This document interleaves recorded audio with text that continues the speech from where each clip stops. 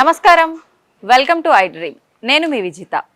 అందంగా ఉండాలని ప్రతి ఒక్కరికి ఉంటుంది. ముఖ్యంగా ఆడవారంటేనే అందం. ఆడవారి అందరికీ కూడా అందం పైన చాలా మక్కువ ఉంటుంది. అయితే అందంగా ఉన్నాము అనంటే ఆ ఆనందం వేరు, మహదానందంగా ఉంటుందండి. అయితే ప్రతి ఒక్కరు కూడా ఈ మధ్య కాలంలో ఎవరికి తోచిన విధంగా వాళ్ళు ఇంట్లో చిన్న చిన్న టిప్స్, ఆ చిట్కాలు పాటిస్తూ అందంగా ఉండటానికి, వాళ్ళ అందాన్ని రెట్టింపు చేసుకోవడానికి మెరుగులు దిద్దుకుంటూనే ఉన్నారు. కానీ కొంతమందికి ఫలితం ఉంటుంది, కొంతమందికి మాత్రం ఫలితం ఉండదు.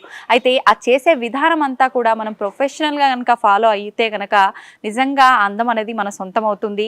ఖర్చు లేకుండా మన ఇంట్లో ఉండే వస్తువులతోటే సొంతం అవుతుందండి. అందుకని ఇదంతా కూడా ప్రొఫెషనల్గా మనం నేర్చుకోవాలి అంటే అంతే అనుభవం ఉన్న వాళ్ళు మనతో పాటు ఉండి ఆ చిట్కాలన్నీ కూడా తెలియజేస్తే బాగుంటుంది కదా. అందుకోసమని మీ అందరికీ ఈ చిట్కాలు తెలియజేయడం కోసం నేనైతే ఒక వ్యక్తిని తీసుకొచ్చాను. తను మీ అందరికీ ఎంతో సుపరిచితం. మనం చాలా కాలం నుంచి తనని చూస్తూనే ఉన్నాం సోషల్ మీడియాలో. తను ఎవరో కాదండి, 22 సంవత్సరాల అనుభవం కలిగి ఉన్న వ్యక్తి. బ్యూటీషియన్లో ఎంతో మందికి తను చక్కగా అందానికి మెరుగులు దిద్దుతూ వస్తున్నారు. తనే బ్యూటీషియన్ శోభారాణి గారు. ఇప్పుడు వారితో మాట్లాడి ఏం చిట్కా చెప్పబోతున్నారో మనందరి కోసం అడిగి తెలుసుకుందాం. నమస్తే శోభా గారు. నమస్తే అండి. అయితే ఈ మధ్య కాలంలో మనం ఇందాక ఒక టాపిక్ లో మాట్లాడుకున్నట్టు హెయిర్ ఫాల్ తో పాటు చిన్న వయసులోనే తెల్ల జుట్టు రావటం కూడా ఎక్కువగా చూస్తున్నాం. ఇది కూడా చాలా పెద్ద సమస్యగా మారిపోయింది. మనం మాట్లాడుకున్నప్పుడు అలా రాకుండా ముందే ప్రివెంట్ చేసుకోవడం కోసం ఒక రెమెడీ ఉంది నా దగ్గర అని చెప్పడం జరిగింది. ఆ రెమెడీ ఏంటో మన ప్రేక్షకులకు కూడా తెలియజేస్తే వాళ్ళు కూడా పాపం ముందుగానే తయారు చేసుకొని రాకుండా ఉండటానికి పాపం వాళ్ళు జాగ్రత్త పడటం జరుగుతుంది కదా. అందుకని ఇప్పుడు ఆ రెమెడీ చూపించేసేయండి. తప్పకుండా. సో జనరల్గా ఏంటంటే వైట్ హెయిర్ అనేది ఇదివరకు రోజులతో కంపేర్ చేస్తే 40+, 50+ అప్పట్లో వాళ్ళకి వచ్చేది కదా.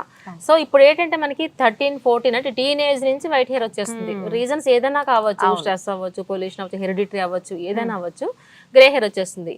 గ్రే హెయిర్ వచ్చిన తర్వాత నానా ఇబ్బంది పడి కన్నా రాకుండానే ఒక మంచి ఆయిల్ ప్రిపేర్ చేసుకోవచ్చు. మీరు వచ్చిన తర్వాత చాలా కష్టం అన్నమాట.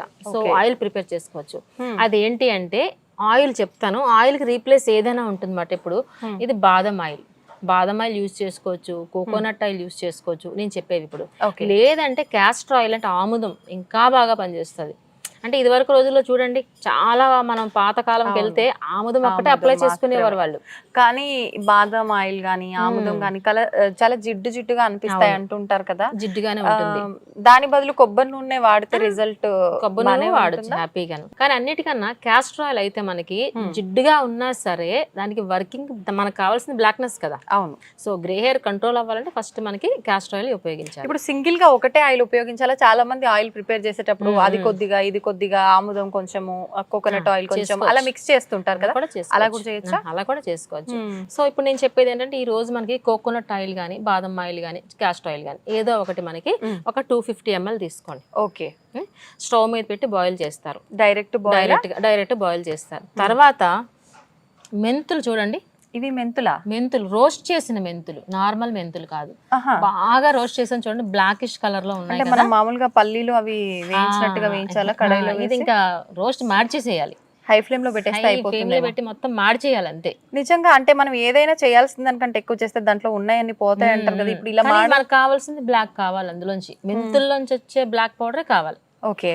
సో నార్మల్ గా అయితే ఎల్లో కలర్ వస్తుంది కదా, పెద్ద యూజ్ ఉండదు, అది సాఫ్ట్నెస్ కే పనిచేస్తుంది. సో మనకి ఇక్కడ కావాల్సింది గ్రే హెయిర్ కంట్రోల్. అవును. కాబట్టి ఖచ్చితంగా మనకి బ్లాక్ పౌడరే కావాలి. ఓకే. సో అందుకే మెంతులు ఎంత క్వాంటిటీ తీసుకుంటామంటే ఈ బౌల్ ఫుల్ గా తీసుకోండి. 1 బౌల్ అనుకోండి. ఇలాగా మనకి ఈ బౌల్ తీసుకోండి అన్నమాట. బాగా రోస్టెడ్ మెంతులు, కరివేపాకు ఆకులు, ఇదిగా ఇంత క్వాంటిటీ తీసుకోవాల్సిందేనా? ఒక బౌల్ ఖచ్చితంగా. అంటే ఇది కొంచెం పైకి వచ్చేస్తుంది కదా, బాగా మనం నీట్ గా అనిచి ఒక బౌల్ తీసుకోవాలి. ఓకే. సో ఇవి కూడా ఎండబెట్టినవైనా పర్వాలేదు, పచ్చివైనా పర్వాలేదు. ఓకేనా. సో ఈ కర్రీ లీవ్స్ కూడా మనకి తిన్నా కూడా మంచిదే. కాదు చూసారు, తినడం అంటే కష్టం అన్నారు. మనం ఏం చేయొచ్చు, ఒక పౌడర్ రూపంలో చేసుకుని కర్రీస్ లో యాడ్ చేసుకోవచ్చు, చట్నీస్లో యాడ్ చేసుకోవచ్చు. ఆటోమేటిక్గా వెళ్ళిపోతుంది కదా. మనం జనరల్ గా ఇప్పుడు మనమే ఇలా అన్నాను, పిల్లలు అసలు తినరు. ఇలాగా తాలింపుల్లో పక్కన పెడతాం కదా. సో కరివేపాకు ఇంటేక్ తీసుకున్నట్లయితే మనకి ఎక్స్టర్నల్ గా కూడా మనకి ఆయిల్ వాడుతున్నాం కాబట్టి గ్రే హెయిర్ కంట్రోల్ అవుతుంది. ఓకే. ఇప్పుడు 2 క్వాంటిటీస్ మీకు అర్థమైంది కదా. సో 1 బౌల్ ఇది కొంచెం అనిచి బాగా దగ్గరికి పెట్టి 1 బౌల్ కింద తీసుకుంటాం. ఎంతసేపు మరిగించాలి? సో అది బాయిల్ అవుతూ ఉంటుంది కదా. బాయిల్ అవుతున్నప్పుడు పౌడర్ చేయాలా? అసలు డైరెక్ట్ గా వేసేసుకోవచ్చు. డైరెక్ట్ గా వేసేద్దాం. వేసేసి ఈ 2 డైరెక్ట్ గా వేసేసి మోర్ దెన్ ½ an hour అలా లో ఫ్లేమ్ లో పెట్టండి. అందులో ఉన్న కంటెంట్ అంతా మొత్తం బయటకు వస్తుంది. బ్లాకిష్ కలర్ ఆయిల్ ప్రిపేర్ అవుతుంది. ఓకే ఓకే, బ్లాక్ గా వస్తుంది అన్నమాట ఆయిల్. ఓకే, ఎంతసేపు మరగాలంటే more than half an hour. Boil అవుతున్న తర్వాత కౌంట్. స్టార్టింగ్ నుంచి కౌంట్ అంటే ఇది బాయిల్ అవ్వదు, మనకి బాయిలింగ్ పాయింట్ రావడానికే మనకి 20 minutes పట్టేస్తుంది. అంటే ఒక 10 నిమిషాలు వచ్చిన తర్వాత హాఫ్ అన్ అవర్ హీట్ వచ్చి బాయిల్ అవుతున్న తర్వాత మనకి హాఫ్ అన్ అవర్ లో ఫ్లేమ్. ఓకే, ఇప్పుడు మన హై ఫ్లేమ్ లో పెట్టాలంటే పొంగిపోద్ది ఇలా. సో అలా కాకుండా మనకి లో ఫ్లేమ్ లో పెడితే మనకి హాఫ్ అన్ అవర్ అన్నమాట. సో అందులో ఉన్న ఇంగ్రీడియంట్స్ మొత్తం బయటకు వస్తుంది. కరివేపాకు కూడా బ్లాక్ అయిపోతుంది, బ్లాకిష్ కలర్ అయిపోతుంది. ఆయిల్ కూడా మనకి బ్లాక్ ఆయిల్ ప్రిపేర్ అవుతుంది. సో ఇది స్టవ్ ఆఫ్ చేసేయాలి. ఆఫ్ చేసిన తర్వాత చల్లారిన తర్వాత ఫిల్టర్ చేసుకుని ఈ ఆయిల్ ఒక పక్కన పెట్టుకోండి. అట్లీస్ట్ వీక్లీ వన్స్ అయినా అప్లై చేసుకుంటాం కదా ఆయిల్. పిల్లలకైనా మనమైనా వీక్లీ వన్స్ అప్లై చేసుకున్నప్పుడు ఈ ఆయిల్ అప్లై చేసుకుని చూడండి, గ్రే హెయిర్ అనేది కంట్రోల్ అయిపోతుంది. మామూలుగా కొన్ని ఆయిల్స్ ప్రిపేర్ చేసిన తర్వాత వెంటనే యూజ్ చేయకూడదు, కొన్ని అవర్స్ పక్కన పెట్టాలి అలా అంటారు కదా, గాజు బాటిల్లోనే స్టోర్ చేయాలి. అలాంటి జాగ్రత్తలు ఏమైనా తీసుకోవాలి? అవసరం లేదు, అవసరం లేదు. రెండు ఇంగ్రీడియంట్స్ వాడాను.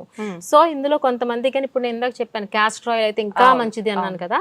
ఈ క్యాస్టర్ ఆయిల్ తోనే సపోజ్ చేసుకుంటే మంచి రిజల్ట్ వస్తుంది. కాకపోతే స్మెల్ వస్తుంది కదా. మనకి మార్కెట్ లో అరోమా ఆయిల్స్ అని చాలా ఉంటాయి. సో అరోమా ఆయిల్స్ తీసుకుని ఫ్యూ డ్రాప్స్ ఇందులో యాడ్ చేసుకున్నట్లయితే మంచి స్మెల్ వస్తుంది. అసలు క్యాస్టర్ ఆయిల్ అప్లై చేసేమన్నా ఫీల్ ఉండదు.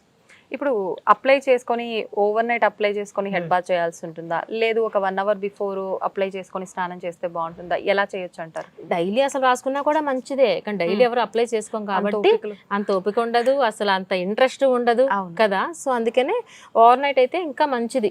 ఎలాగా మనకి వీక్లీ వన్స్ ఆర్ ట్వైస్ చేసుకున్నప్పుడు హోల్ నైట్ అంతా అట్లీస్ట్ హెయిర్ మీద ఉన్నట్టయితే గ్రే హెయిర్ ఖచ్చితంగా చెక్ పెట్టచ్చు మనం. అంటే మీరు వయసుతో సంబంధం లేకుండా అప్లై, చిన్న పిల్లల నుంచి అందరికి చేసుకోవచ్చు. స్టోర్ చేసిన తర్వాత ఎన్ని రోజుల పాటు ఆయిల్ వాడొచ్చు? ఎందుకంటే రెండు డ్రైనే వేసాం కదా మనం. డ్రై వేసాం కాబట్టి మనకు బాగా బాయిల్ అయిపోయింది కాబట్టి 2-3 months ఖచ్చితంగా ఉంటుంది. ఈ లోపల అయిపోతుంది కదా. ఫ్యామిలీ అంతా యూజ్ చేసిన, ఒక్కరు యూజ్ చేసిన 250 ml చేసాం.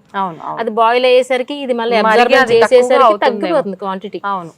ఎందుకంటే మెంతులు కూడా పీల్చుకుంటుంది కదా, కరివేపాకు పీల్చుకుంటుంది, క్వాంటిటీ అలాగా తగ్గుతుంది. అది సరిపోతుంది ఈజీగా. మనకి 3 months వరకు ఉంటుంది. అంతవరకు ఎందుకు సరిపోతుంది కదా, అన్ని రోజులు రాదు కూడా తక్కువ క్వాంటిటీ చేసుకుంటే. అవును, అందుకే ఎప్పటికప్పుడు చేసుకుంటేనే బెస్ట్.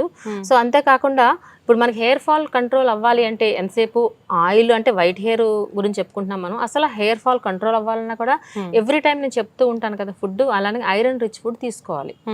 ఐరన్ రిచ్ ఫుడ్ మనకి ఎందులో ఉంటే ఆకుకూరలో ఉంటుంది, మన క్యారెట్ లో ఉంటుంది, బీట్రూట్ లో ఉంటుంది, నట్స్ లో ఉంటుంది, బెల్లం, అలానే ఖర్జూరాలు. ఇవన్నీ ఒకప్పుడు రోజుల్లో తినేవారు కాబట్టి వాళ్ళ హెయిర్ చాలా స్ట్రెంగ్తీగా ఉండేది.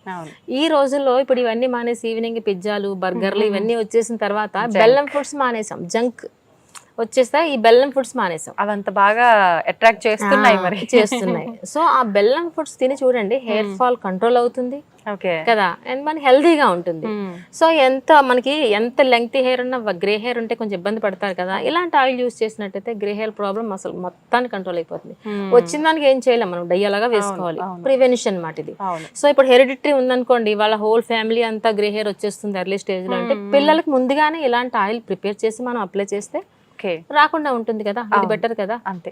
అంటే మీరు ఆఫ్టర్ వాష్ షాంపూ యూజ్ చేయండి అన్నారు, కానీ ఇప్పుడు వచ్చే ఆ షాంపూస్ కూడా అన్ని కెమికల్ బేస్డ్ షాంపూస్. మనం ఒక మంచి వీడియోలో షాంపూ తయారీ విధానం కూడా చేపిస్తే బాగుంటుందేమో అని ప్రేక్షకుల కోసం చేసి చూపిస్తే తప్పకుండా చేద్దాం, తప్పకుండా చేద్దాం. నిజంగా మీరు చెప్పిన ఈ రెమెడీ మాత్రం అందరికి చాలా యూజ్ అయ్యే రెమెడీ. నిజంగా థ్యాంక్ యూ అండి, thank you very much. Welcome madam.